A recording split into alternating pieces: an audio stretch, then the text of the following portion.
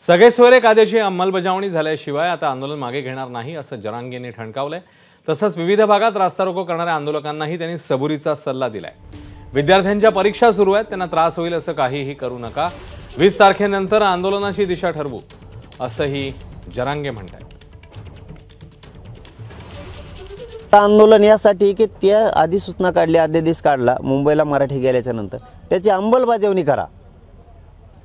दुसरं म्हणणं आहे हैदराबादचं गॅजेट घ्या, बॉम्बे गव्हर्नमेंटचं पण घ्या। आता ही टक्केवारी कशी काढली, विभागवार कसा त्यांनी याचं काय केलंय मला नाही सांगता येणार। 16% 12-13% आले, 13% आता 10% आले। परंतु त्यात पडण्यापेक्षा गोरगरीब मराठा समाज ज्या 20-25 मराठ्यांना वाटत होता आम्हाला मराठा म्हणून पाहिजे, त्यांच्यासाठी गोरगरीब मराठा समाज लढलाय।